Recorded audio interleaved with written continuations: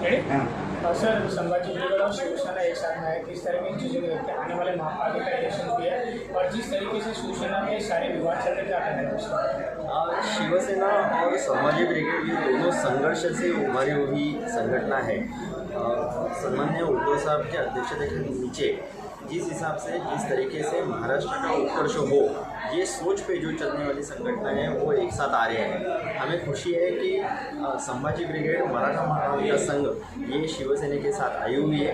आने वाले महापालिका इलेक्शन में हमें 100% लोगों का साथ और संगठनों का साथ जरूर मिलेगा और इसमें से शिवसेना और उभर के आएगी। सर, जिस तरह उसके अंदर क्या कहना है कि संभाजी ब्रिगेड के साथ में शिवसेना का? नहीं, मैं तो ये कहूँगा कि बार बार डिस्ट्रक्टिव पॉलिटिक्स से अच्छा कंस्ट्रक्टिव पॉलिटिक्स पे बात करने की ज़्यादा ज़रूरत है।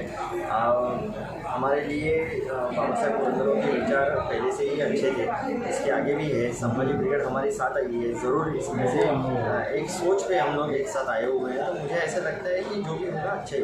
सर, लगातार आपको घेरा जा रहा है इसके अंदर, कैसे देखती हैं चीज़ों को और क्या लगता है कि आपका प्रेशर बनाने से क्या पीछा? नहीं, मैं दिगे साहब का भतीजा हूँ, तो ऐसे प्रेशर के बारे में मैं सोचता नहीं। मेरी सोच मेरे विचार ये बहुत स्पष्ट है, तो मुझे ऐसा लगता है ऐसे सब जो दबाव तंत्र जो करना चाहते हैं या झूठे केसेस डालना चाहते हैं, उससे मुझे कोई फर्क नहीं है। सर, जिस तरीके से शिवसेना भवन के बारे में कहा गया, आनंद मठ का उसके अंदर जो है एड्रेस डाला गया था कि दूसरा शिवसेना भवन जो है आनंद मठ है, किस तरह की चीज़ों को देखते हैं और क्या कहना चाहोगे उसके बारे में? अगर आप देखोगे तो तमाम शिवसैनिकों की भावना और श्रद्धा ये सेना भवन जो दादर में है, वंदनीय बाला साहब ने उसका भूमि पूजन किया था, उनके रहते हुए वो सेना भवन बना हुआ था। तो मुझे ऐसा लगता है सेना भवन वहाँ पर ही सेना भवन है। तो मैंने अनेक जगहों पे यही कहा था कि मंदिर 100 बनाए, पर मंदिर की जो मूर्ति जो मूर्त है वो सेना भवन दादर में ही है और उसके वजह से ही लोग उसको श्रद्धा स्थान मानते हैं। रही बात आनंद मठ की, तो अगर आप लोग सभी लोगों ने और पूरी जनता ने महाराष्ट्र की इन्होंने इतने सालों से देखा हुआ है कि आनंद मठ ये कोई पक्षीय कार्यालय नहीं था। आनंद मठ यहाँ पर सर्वपक्षीय लोग, सर्व जाति धर्म के लोग दिगे साहब के प्रति एक श्रद्धा से आने के, और मुझे लगता है कि वैसे ही वो आनंद मठ ही रहना चाहिए।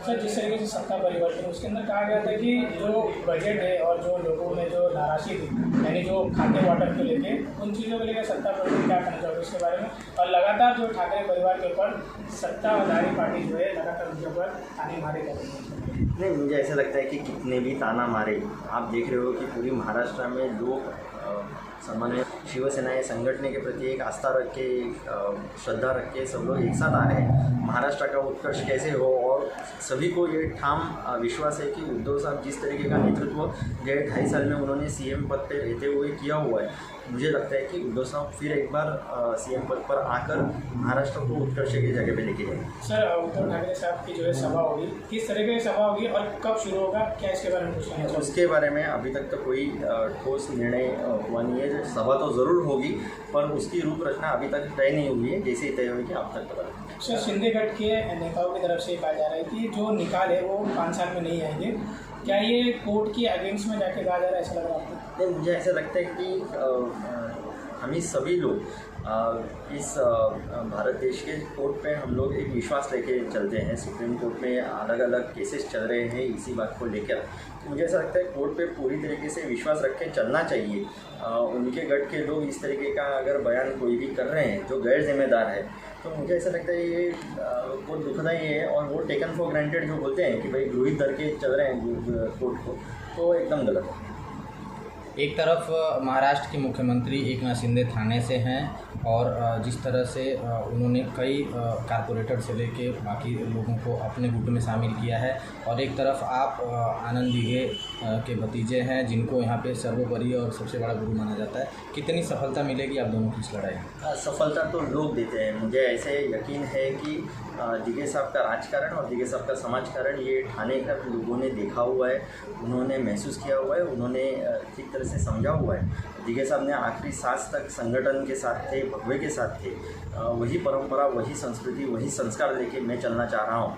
मुझे ऐसा लगता है कि ठाणेकर लोग मुझे ज़रूर आशीर्वाद देंगे। आप युवा हैं और आजकल राजनीति से युवा काफ़ी दूर रहते हैं, क्योंकि कहते हैं कि राजनीति बड़ी उलझी सी रहती है। युवाओं को क्या संदेश देंगे? नहीं, मैं यही कहूँगा कि राजनीति भले उलझी रही, और ये आज का जो राजकारण चल रहा है वो भले ही इस बहुत ही नीचे के स्तर पे चलने की शुरुआत है, पर इन युवाओं ने अगर यहाँ पर आकर कोई परिवर्तन नहीं किया तो और भी परिस्थिति बिगड़ जाएगी। इससे अच्छा आप सकारात्मक तरीके से अगर देखेंगे तो बहुत कुछ चीज़ें अपने देश के लिए, अपने राज्य के लिए करने जैसी है।